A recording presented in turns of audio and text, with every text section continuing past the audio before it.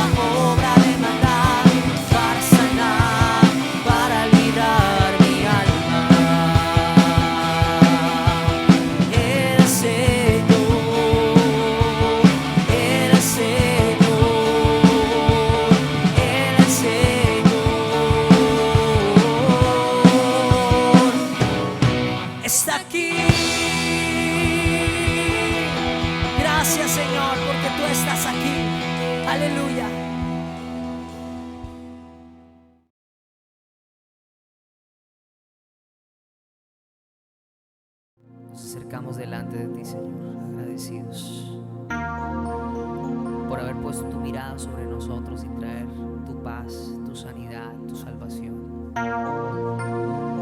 Y reconocemos que no hay otro camino, que no hay otra verdad, que tú eres la vida, Señor. Y nadie va al Padre si no es por ti, amado Jesús. ¿A quién iremos si solo tú tienes palabras de vida para nosotros? Te adoramos. Oh, Jesús.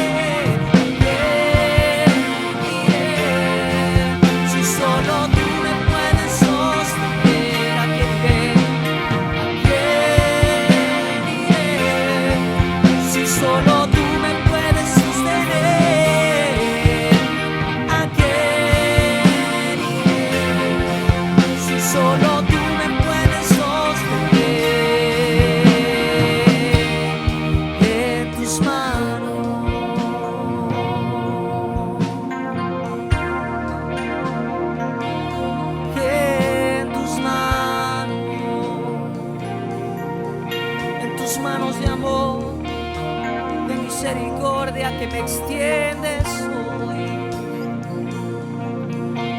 Estoy bajo la sombra del Omnipotente. Tú me guardas, me levantas. ¿A quién iré, Jesús? ¿A quién iré? Si solo tú me puedes sostener. ¿A quién iré? Si solo tú me puedes sostener. ¿A quién iré? Si solo tú me puedes sostener. Tus manos, en tus manos. Gracias, Jesús. Amén.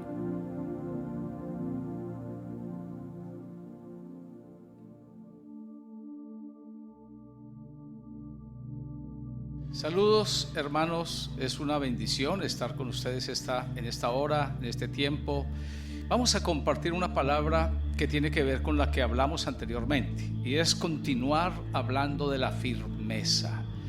No se les olvide que les comenté que las estadísticas a nivel mundial están asegurando que solo el 70% de la congregación después de la pandemia permanecerá. Es decir, que se perderá un 30%. ¿Y por qué razón? Porque muchas personas quizás apenas estaban llegando nuevas a la iglesia, otros no estaban totalmente consagrados, otros no habían conocido al Señor y no habían crecido en su desarrollo espiritual. Y entonces, en estos 7 meses de pandemia, la gente perdió sus hábitos y entonces ya dejaron de ir a la iglesia, dejaron de orar. Y a veces yo pienso que la iglesia es necesaria para nosotros por nuestra debilidad humana, porque no tenemos a veces tiempo, sino que la única forma de recargarnos es ir a la iglesia.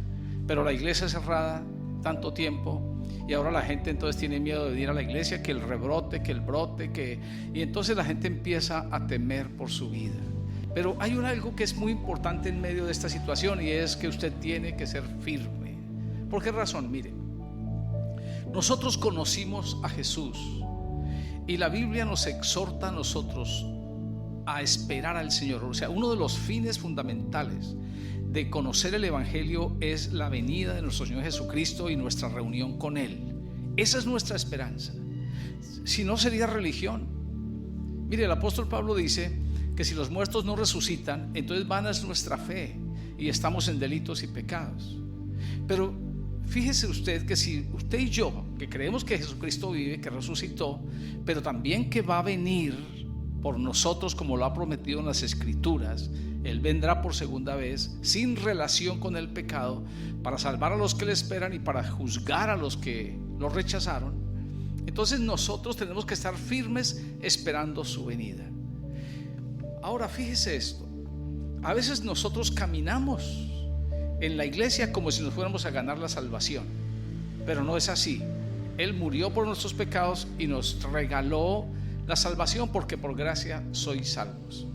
Pero como resultado que su naturaleza humana fue cambiada y que usted nació de nuevo, como resultado de eso es su perseverancia, es su vida cristiana que usted vive. Yo no tomo, no para salvarme, no tomo porque soy salvo. Desde ese punto de vista lo veo. Así que nosotros tenemos que estar entonces firmes, no caernos de la gracia de Dios, firmes contra las acechanzas del diablo. Entonces vamos a leer el pasaje que leímos anteriormente, Efesios capítulo 6 versículo 9. Vamos a leerlo para introducir este tema que es interesante para nosotros. Dice: por lo demás, hermanos, fortaleceos en el Señor y en el poder de su fuerza, vestíos de toda la armadura de Dios, para que podáis estar firmes contra las acechanzas del diablo. Porque no tenemos luchas contra sangre y carne, sino contra principados, contra potestades, contra los gobernadores de las tinieblas de este siglo, contra huestes espirituales de maldad en las regiones celestes. Por tanto, tomad toda la armadura de Dios para que podáis resistir en el día malo, y habiendo acabado todo, estar firmes. Estad pues firmes, ceñidos vuestros lomos con la verdad, y vestíos con la coraza de justicia, y calzados los pies con el apresto del evangelio de la paz. Y sobre todo tomad el escudo de la fe, con que podáis apagar todos los dardos de fuego del maligno. Y tomad el yelmo de la salvación y la espada del Espíritu, que es la palabra de Dios, orando en todo tiempo, con toda oración y súplica en el Espíritu, y velando en ello con toda perseverancia y súplica por todos los santos. Amén. Mire lo que este pasaje es muy interesante, porque nos enseña varias cosas. Primero, empieza, y voy a recapitular lo que dije anteriormente para enfocarnos en la armadura de Dios. Pero mire con quién empieza esto.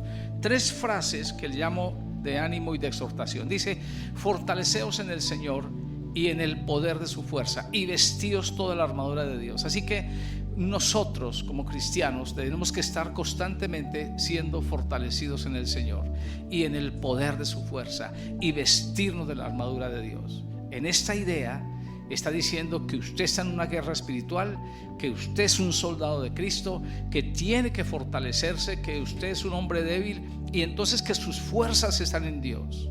Mire, no dependemos de nuestras capacidades. Mire, si hasta aquí no hemos caído en pecados vergonzosos que otras personas han caído, es porque la gracia de Dios nos ha sostenido, es porque Él nos ha guardado, porque no son nuestras fuerzas, es Él en nosotros. Acuérdese, hay un texto bíblico que dice: Cristo en nosotros, esperanza de gloria. Eso significa entonces que usted y yo tenemos que fortalecernos en el Señor, que tenemos que fortalecernos en el poder de su fuerza, y que tenemos que vestirnos de la armadura de Dios, pero con 3 propósitos. Hay 3 para eso. Mire cuáles son los propósitos. Primero, para estar firme. Y esa frase se repite 3 veces. Así que hay 3 propósitos en Dios, que vamos a decir que sea uno solo, y es estar firmes. Firme 3 veces, seguro para usted que tiene que estar firme. Mire, no nos podemos dejar mover. Acuérdese que hablamos nosotros de 3 cosas en las cuales por lo menos uno debe estar firme. A ver, se la voy a nombrar. Primero, en la doctrina cristiana, lo que creímos. Acuérdense que la Biblia dice: os escribo para que no os dejéis mover fácilmente de vuestro modo de pensar. Y en otra parte de Efesios 4:14 dice: ni seáis niños fluctuantes, llevados por doquier viento de doctrina. Pero en otro versículo, capítulo 5, versículo 6 de Efesios dice: nadie os engañe con palabras vanas. Significa que usted como cristiano tiene que madurar y crecer para poder discernir los espíritus, porque usted tiene una guerra espiritual. El pastor no va a estar todo el tiempo al lado suyo, no va a estar, usted va a estar solo. Pero también usted no puede dejarse mover de su forma de vivir, sus costumbres cristianas, así sean asediadas por el humanismo.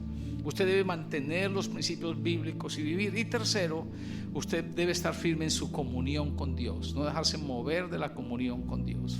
Pero fíjese que ese para estar firme tiene 3 cosas más. Tiene 3 frases que voy a decir que son realidad. La primera dice: para que podáis resistir en el día malo, porque van a venir días malos. La segunda, o mejor al contrario, la primera, para que podáis estar firmes contra las acechanzas del diablo. Así que el diablo va a acecharlo. El diablo busca conocer todas sus debilidades para tentarle en esa área, a fin de que usted caiga en pecado. Esa es una. 2, el día malo. Satanás traerá días malos sobre su vida, porque acuérdense que la Biblia dice: no tenemos luchas contra sangre y carne, sino contra principados y potestades, y contra los gobernadores de las tinieblas de este siglo, y contra huestes espirituales de maldad en las regiones celestes. ¿Eso qué significa? Satanás, usted, su guerra es contra demonios, y él va a traer días malos sobre usted. Pero ¿cuál es la idea de Satanás? Que usted caiga en tentación, que usted dude de Dios, que usted se separe de Dios, que usted caiga de su firmeza. Esa es la idea. Por eso dice la Biblia: para que podáis resistir en el día malo. Pero en tercer lugar, dice la Biblia aquí: sobre todo tomad el escudo de la fe, con que podáis apagar todos los dardos de fuego del maligno. La otra es que Satanás enviará a su vida y a mi vida dardos de fuego para hacernos dudar, para hacernos pensar que estamos perdiendo el tiempo si amamos a Dios, si seguimos el Evangelio, para hacernos ver a nosotros como si fuéramos lo peor del mundo, como si estuviéramos siguiendo una desilusión. Dardos de fuego Satanás va a enviar sobre nosotros como iglesia para dañarnos, para separarnos. Mire, si usted se pone a mirar, si usted se pone a ver atrás, va a encontrar que mucha gente ha pasado por las iglesias y que hay cosas simples que la han sacado de la iglesia. Por ejemplo, que alguien habló mal, o que no le pagaron una deuda, o que alguien vino y le dijo que había otra iglesia mejor, y salieron y después empezaron a desilusionarse de la iglesia, y usted va y los mira y terminan fuera y alejados de Dios. ¿Quién hizo eso? El diablo. Acuérdense que Jesús nuestro Señor habló del trigo y la cizaña, y él dijo que había un campo lleno de trigo, pero que cuando ellos se fueron a acostar, al otro día había crecido cizaña entre el trigo. Y ellos le preguntaron: Señor, ¿y de qué momento creció la cizaña? Y el Señor Jesús dijo: un enemigo vino en la noche y sembró cizaña entre el trigo. Y dijo: pero déjalos, porque si arrancamos la cizaña, el trigo también se pierde. Pero dijo el Señor: déjalos, solo hasta el final de los tiempos. Solo, escuche, hasta el final de los tiempos. Vamos a hablar entonces ahora acerca de la armadura de Dios, que es una de las frases de ánimo y de exhortación. Acuérdense que el versículo 10 dice: vestíos de toda la armadura de Dios. ¿Y qué significa eso? Mire, tenemos una armadura nosotros, práctica, de fe, pero tenemos que mantener fortaleciéndonos en el Señor, y para eso es la oración y la palabra, que al final aparece aquí en la armadura. Entonces vamos a leer acerca de la armadura de Dios. Dice: estad pues firmes, ceñidos vuestros lomos con la verdad, y vestíos con la coraza de justicia. Esta es la armadura. Entonces llevamos dos cosas. Tercero, dice: y calzados los pies con el apresto del evangelio de la paz. Y cuarto, sobre todo tomad el escudo de la fe, con que podáis apagar todos los dardos de fuego del maligno. Mire, la fe es como un extintor para apagar los dardos de fuego del maligno. Y 17, y tomad el yelmo de la salvación. Y versículo 17, número 6, y la espada del Espíritu, que es la palabra de Dios. Y dice al final, versículo 18, a mí me gusta añadirle esta armadura, dice: orando en todo tiempo con toda oración y súplica. Así que lo que yo aclaro aquí es que hay 7 partes de la armadura de Dios que son integrales. Escúcheme bien, usted no puede quitarse una parte de la armadura. Mire que el soldado romano, porque esta armadura está tomada aquí del ejemplo del soldado romano, en el cual él usaba, él se ceñía los lomos con un cinturón, él tenía una coraza para cubrir la parte del pecho, la parte del corazón, él usaba sus sandalias para poder caminar rápido, para no estar aquí, él usaba un escudo, y él además de eso tenía un casco que se le llama aquí el yelmo de la salvación, y usaba una espada que es la espada del Espíritu. Ahora, aquí hay armas defensivas, como por ejemplo el escudo es una defensiva, pero tiene aquí algunas ofensivas, por ejemplo como la espada. Ahora, aquí a nosotros se nos está tratando como si fuéramos un soldado de esos antiguos romanos. Así que vamos a contextualizarnos en esos 7 elementos de nuestra armadura.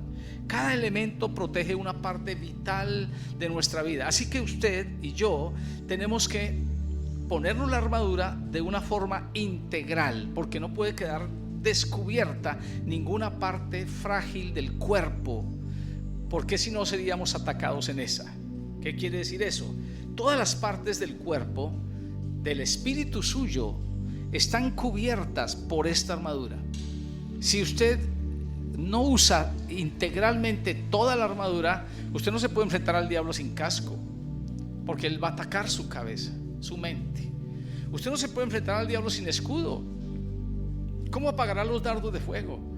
Y usted tiene que usar la espada para atacarlo a él, como Jesús nuestro Señor usó la espada cuando le dijo: escrito está también. Entonces aquí tenemos una armadura que es integral y que usted y yo debemos ponernos. Dios todos los días. Es más, mire, como cuando en los tiempos de Nehemías y de Esdras, ellos no se quitaban la ropa sino únicamente para bañarse. Ellos dormían con la ropa. Así que nosotros nos toca dormir con todo la armadura de Dios, porque además es en nuestro espíritu. Entonces, mis hermanos, estas 7 armas se dividen en 2: defensivas y ofensivas. ¿Qué significa? Las defensivas son las que reciben, resisten y rechazan el ataque del diablo, como son la verdad, la justicia, la fe y la salvación. Esas 4. Y ofensivas, que atacan el reino de las tinieblas, son el evangelio, la palabra de Dios y la oración. Nosotros con estas 3 armas ofensivas, mire, acuérdense que la Biblia dice que Pablo estaba predicando y el Señor abrió el corazón de Lidia, vendedora de púrpura, y se convirtió al Señor. Ahí estamos atacando las tinieblas y conquistando las puertas del enemigo. Y entonces, cuando la gente se convierte a Cristo, le quitamos un alma al diablo. Ese es el peor derrota de Satanás. Por eso Satanás también quiere callarnos, que nosotros no usemos las sandalias del evangelio de la paz. Ahora, hablemos de la armadura y de cada una en particular. Entonces, en primer lugar, hablemos de la verdad. Dice la Biblia: estad pues firmes, ceñidos vuestros lomos con la verdad. ¿Eso qué significa? Mire, ese ceñirnos nuestros lomos es el cinturón que usaba el soldado romano y que le daba fuerza, que podía andar con libertad y no se herniaba, y que podía estar con libertad y caminando y enfrentarse, porque acuérdense que la lucha era cuerpo a cuerpo. Entonces, cuando hablamos de la verdad, eso significa que la fuerza suya está en la verdad, y esa verdad está en la palabra de Dios. Y usted debe ceñirse todos los días con la verdad. Nada hay más que la verdad. Recuerdo cuando conocí a Cristo, mi padre y mi madre me echaron de la casa por haber conocido a Cristo. Mi padre me dijo: si sigue eso, no serás más mi hijo.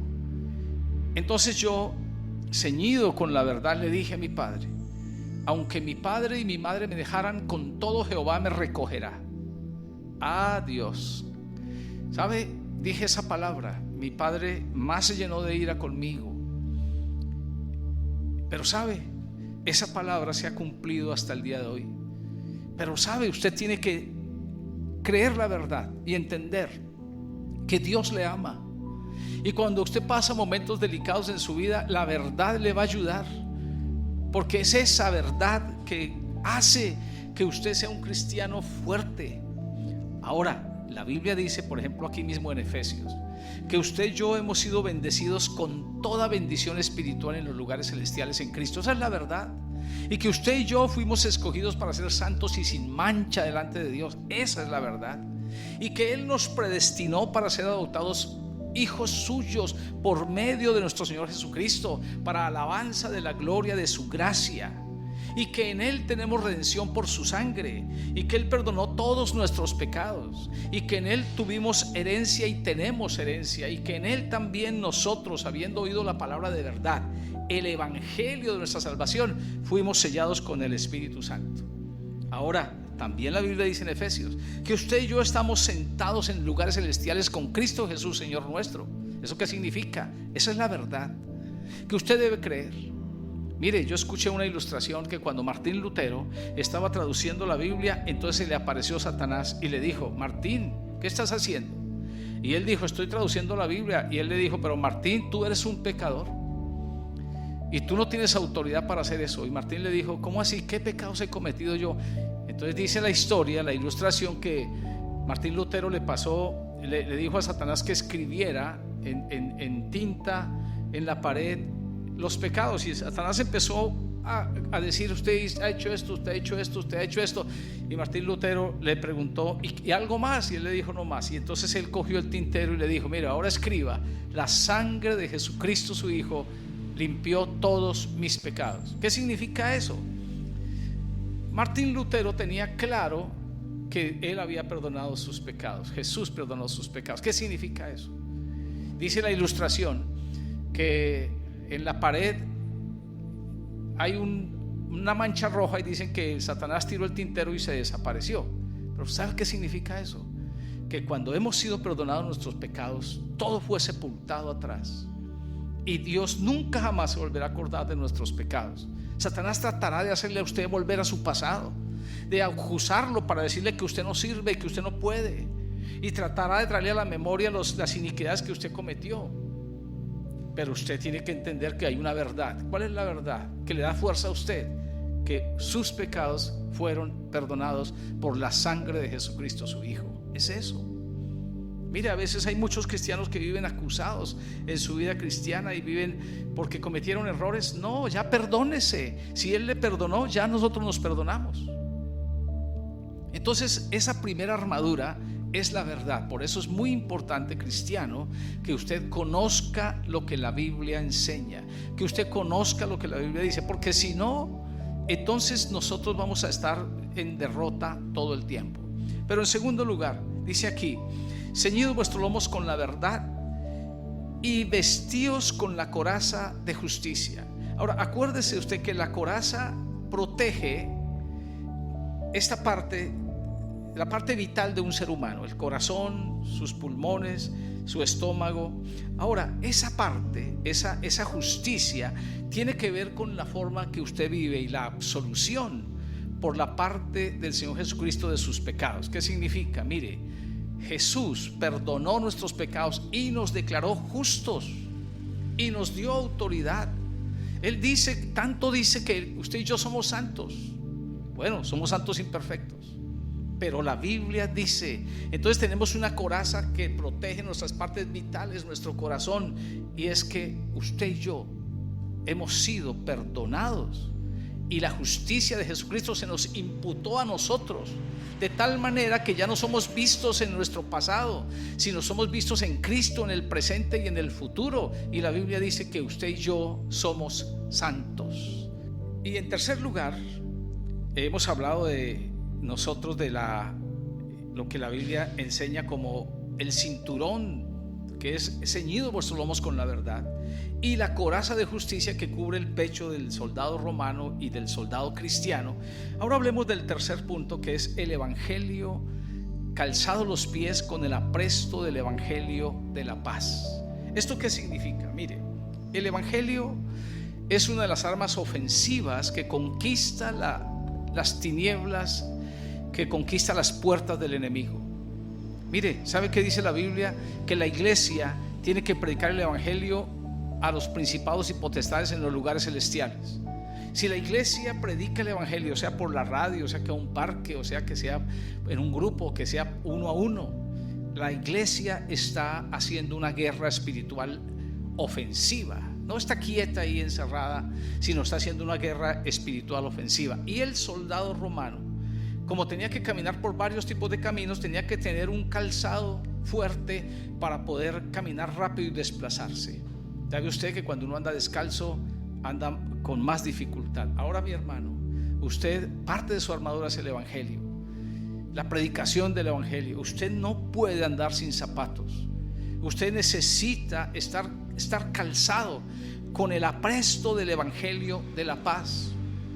Y es eso, mi hermano, mire, el gozo más grande para mí es poder ganarme una persona para Cristo.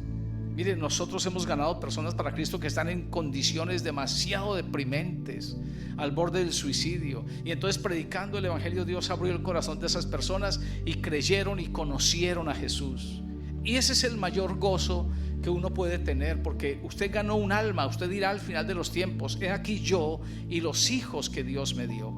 Entonces, mi hermano y mi hermana, el calzado del cristiano es el evangelio de la paz, la gracia de nuestro Señor Jesucristo en nosotros.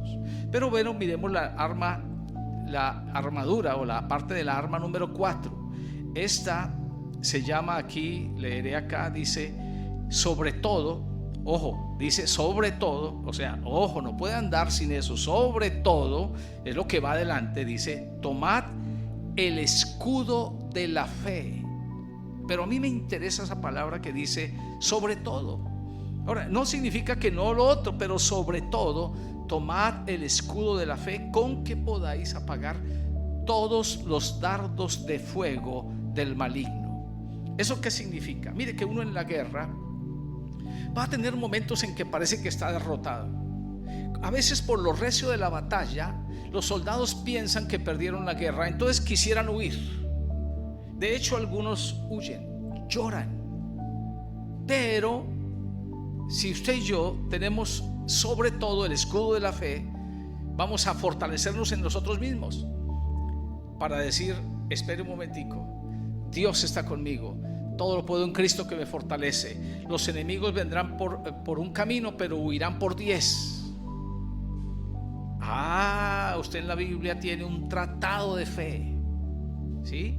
Usted en la Biblia tiene un tratado. Mire, los soldados de los ejércitos regulares aquí en Colombia a veces dicen, por ejemplo, textos bíblicos dicen: si Dios con nosotros, ¿quién contra nosotros? Dicen ellos. Ahora, pero eso no es para ellos, eso es para usted y para mí, para los cristianos. Dios dijo: si Dios con nosotros, ¿quién contra nosotros? Pablo dijo: ¿quién nos podrá separar del amor de Dios que es en Cristo Jesús? Entonces la fe es su escudo.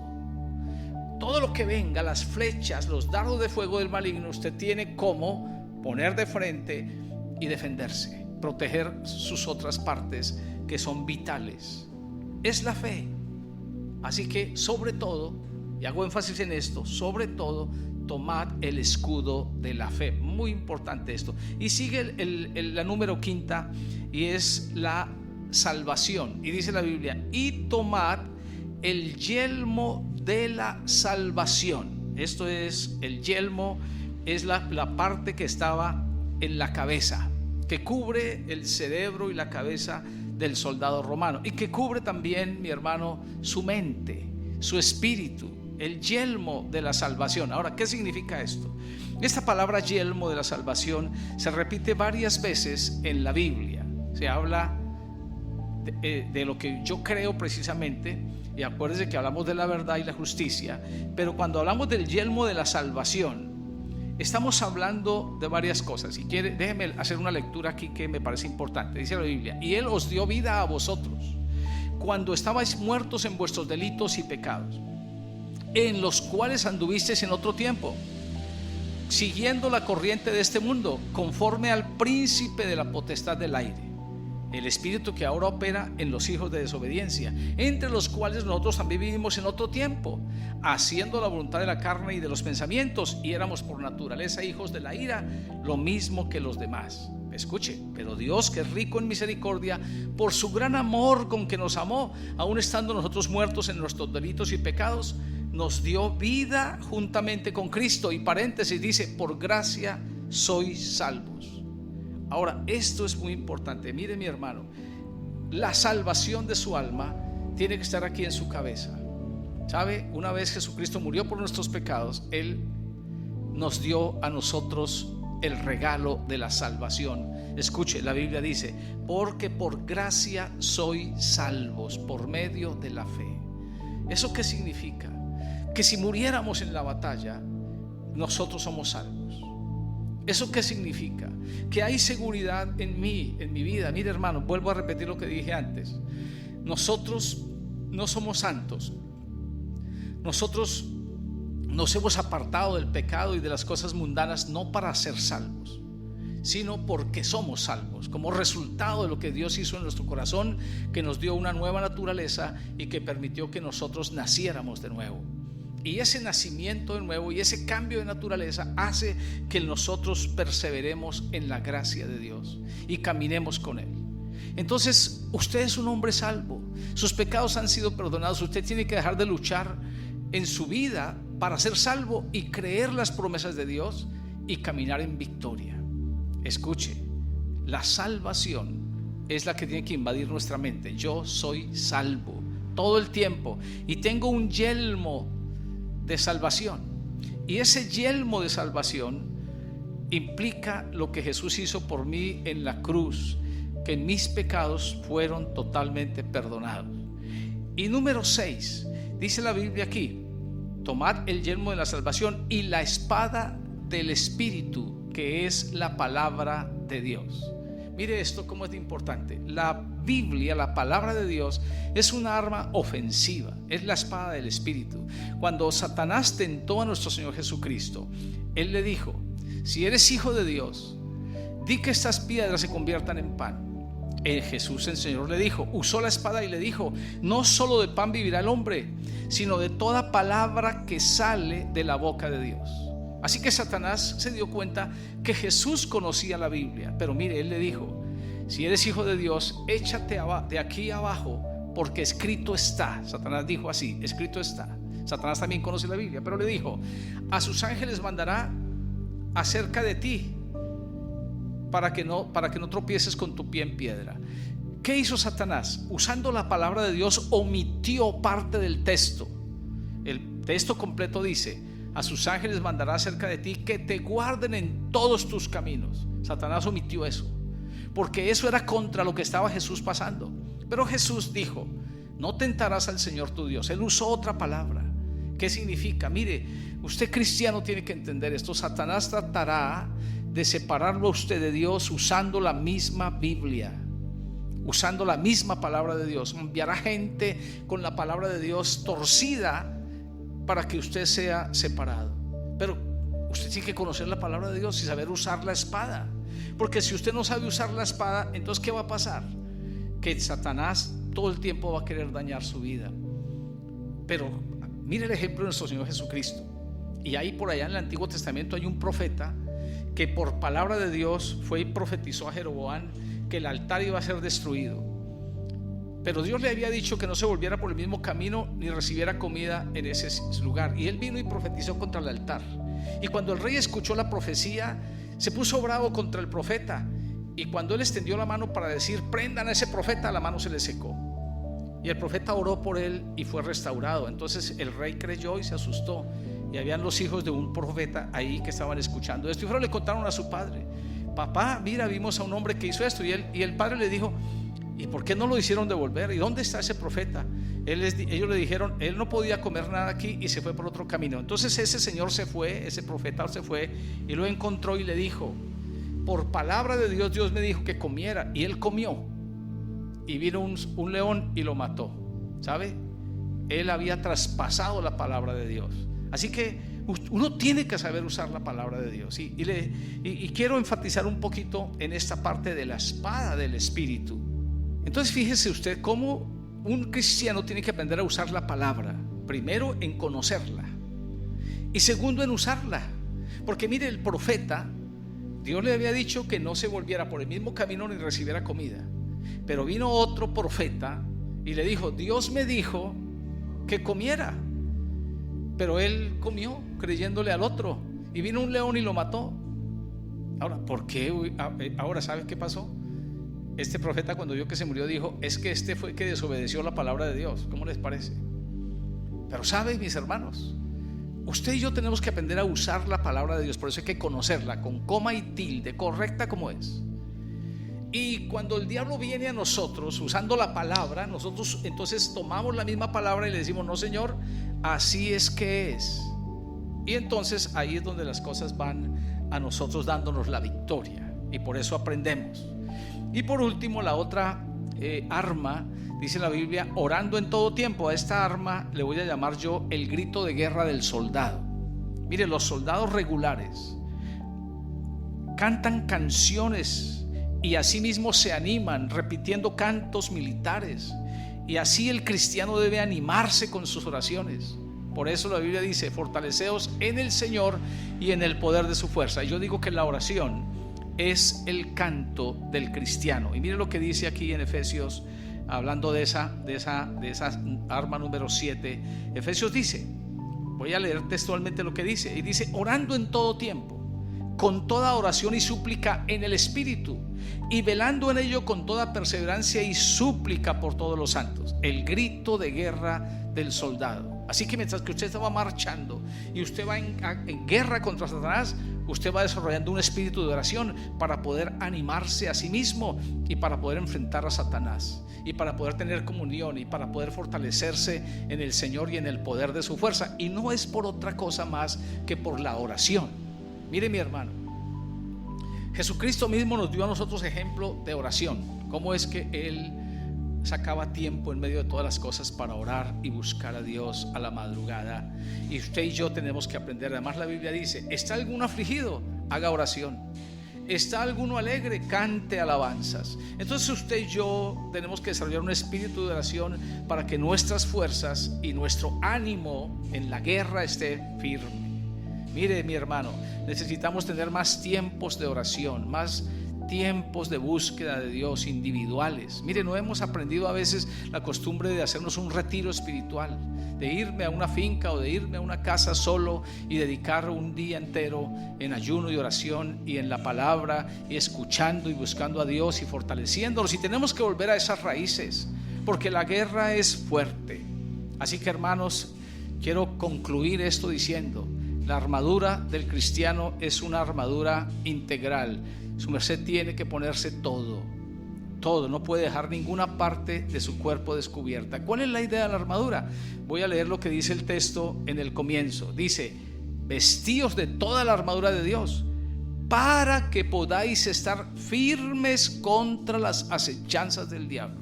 Así que mire que esta armadura nos va a ayudar, hermanos, contra las acechanzas del diablo. Pero también la armadura nos va a ayudar, porque mire que el versículo 13 dice: por tanto, tomad, otra vez repite, toda la armadura de Dios. Y esta palabra toda significa toda, para que podáis resistir en el día malo. Toda la armadura tiene que ver con las cosas que Satanás va a traer sobre nosotros. Iglesia del Señor Jesucristo, hoy más que nunca necesitamos estar firmes a Dios en medio de estas circunstancias, firmes en lo que creemos, firmes en cómo vivimos, firmes en nuestra comunión con Dios. Y el Dios de paz estará con nosotros, como dice el apóstol Pablo: y el Dios de paz os santifique por completo, y todo vuestro ser, espíritu, alma y cuerpo, sean guardados irreprensibles para la venida de nuestro Señor Jesucristo. Amén. Vamos a orar y Dios nos ayude. Padre, gracias por esta hora, y ayúdanos a entender nuestra armadura y nuestra guerra. Ayúdanos a comprender cómo tú eres el Dios de victoria y cómo tú nos ayudarás a salir en estas situaciones y a pasarlas. Padre, gracias te damos en el nombre de nuestro Señor Jesucristo. Amén y amén. Hermanos, gracias, gusto saludarlos, mil bendiciones.